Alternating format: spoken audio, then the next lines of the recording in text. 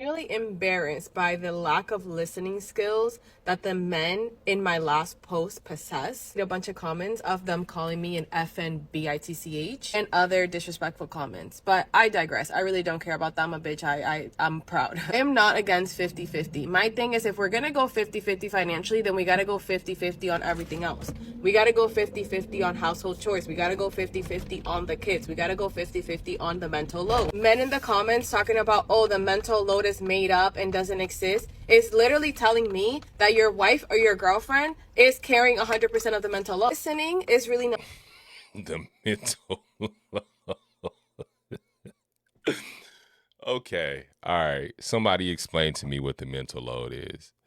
Like a lot of times you overcomplicate things in life and it doesn't have to be a mental load. Don't get me wrong.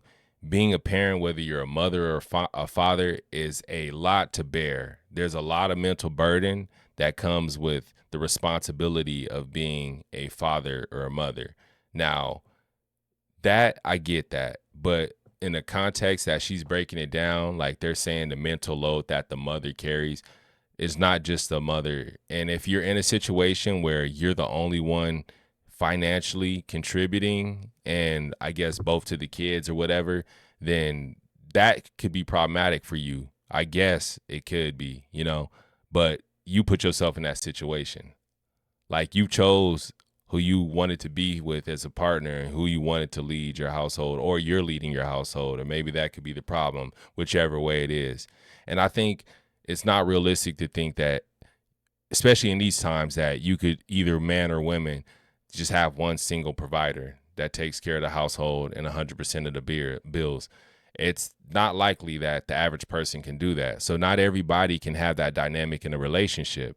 So the majority of the people out there are going to have to go 50-50. That's just the reality. So if you do have to go 50-50, you got to put yourself in a position or pick somebody who you think suits the lifestyle, I guess the character, the morals you want to instill in your children. And I think that's most important.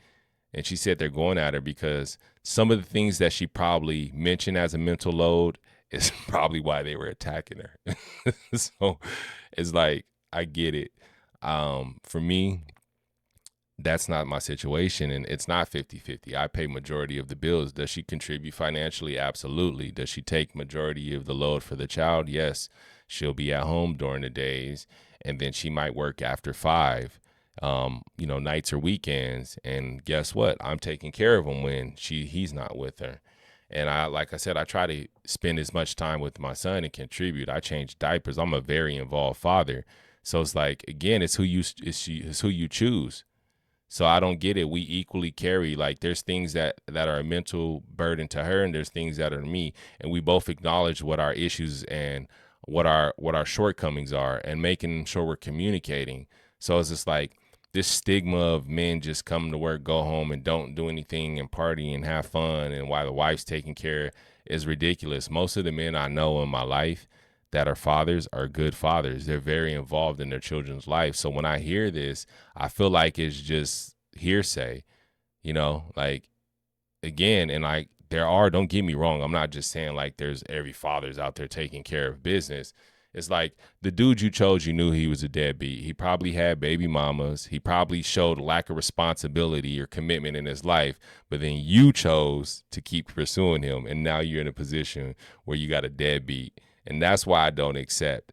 It's like, well, people change. Just like, nah, I've seen it a million times. No, you just like the dudes that ain't shit. That's just to say it. You like them probably for the wrong reasons, and now you're stuck with somebody who's not a good provider or a good father. Not that hard. I mean, maybe some of y'all need a hearing aid. It's actually crazy. Coming from a woman who's a very hard worker, I do not care. I carry my own load and then some. That is not the issue here. That is not what I said. Really embarrassed by the lack of listening skills that the men in my last post possess. A bunch of comments. Okay. So she really didn't elaborate. I was waiting for her to get to it, but she didn't explain anything. So we'd have to probably look at the last video. But my problem is, it's like, again, there's probably a reason they're poking a hole at her. And instead of her having some self-reflection and understanding, hey, you know what, maybe I can make a better decision and take a different approach, because maybe there's something to what they're saying in the comments. So let's see. Let's get a look at the comments here. Let's see.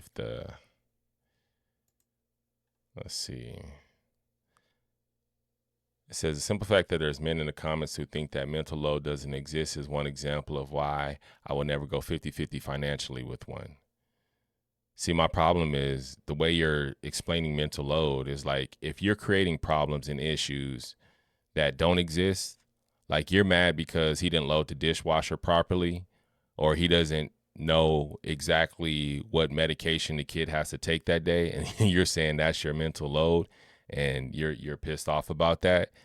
Because a lot of times men don't communicate the things that they have to go through. And imagine if a man said every burden that he had to take on as a provider, he sat there and complained to you about his mental load. Like, how would you feel about that?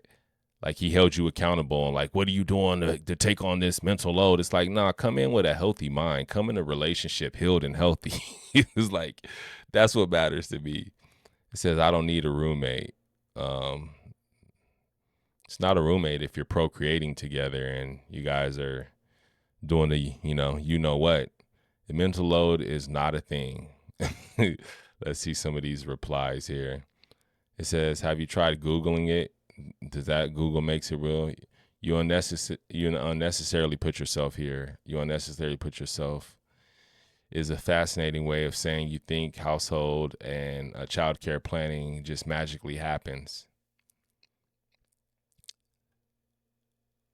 Household care and child planning magically happens. It does. Absolutely. I agree. It doesn't happen. And that's why you communicate and you guys set out a standard and rules for you guys both to abide by. So you guys are equally spreading responsibility.